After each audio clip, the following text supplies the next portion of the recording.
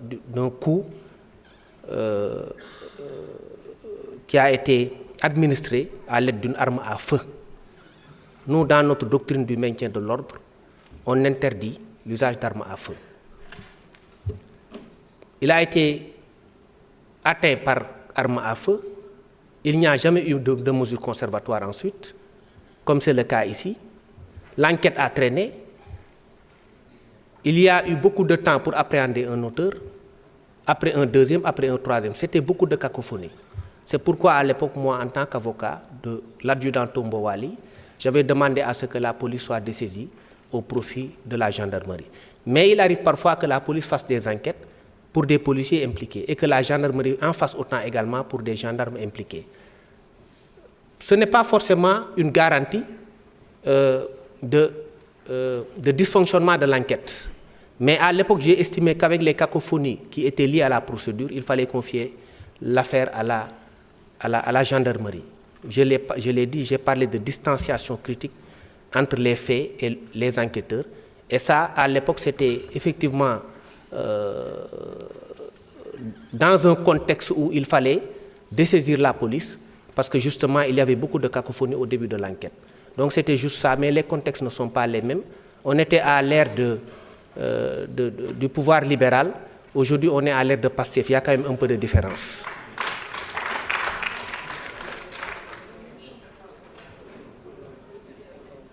Dans le cadre de ces faits qui ont été commis au niveau de l'université, moi, je suis resté dans ma position de principe.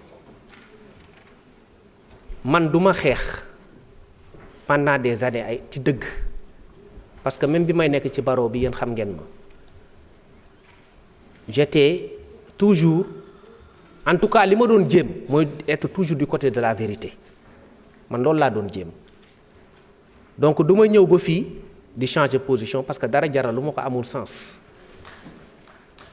Li ma bëgg a wax mooy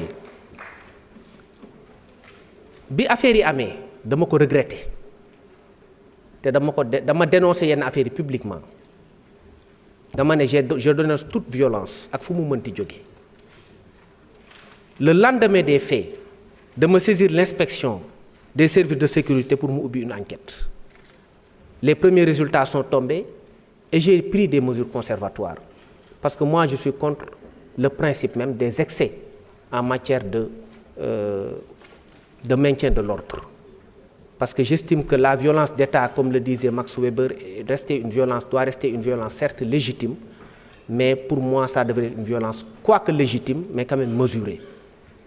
Quand on interpelle quelqu'un qui est sans défense, on n'a plus besoin de lui donner des coups inutiles. Ça ne sert absolument à rien. J'estime que c'est excessif et tout ce qui est excessif devient dérisoire. C'est pourquoi moi, depuis le départ, j'ai condamné un certain nombre de choses par quelque bord où que cela puisse provenir, mais j'ai estimé que dans le cadre du maintien de l'ordre, il y a lieu d'être mesuré, de rester professionnel et de ne pas donner une mauvaise image de la police. La police a essuyé beaucoup de critiques, parfois fondées, parfois aussi quelque peu infondées.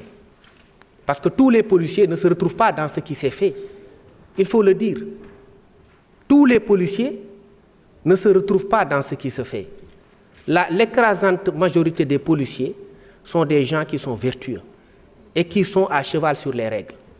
Moi, je l'ai dit, dans mon département, sous ma gouverne, sous ma coupole, en tant que ministre de l'Intérieur et de la Sécurité publique, il y a des choses que moi, je n'accepterai pas. Tout au long de mon mandat de ministre de l'Intérieur, il y a des choses que je ne tolérerai pas.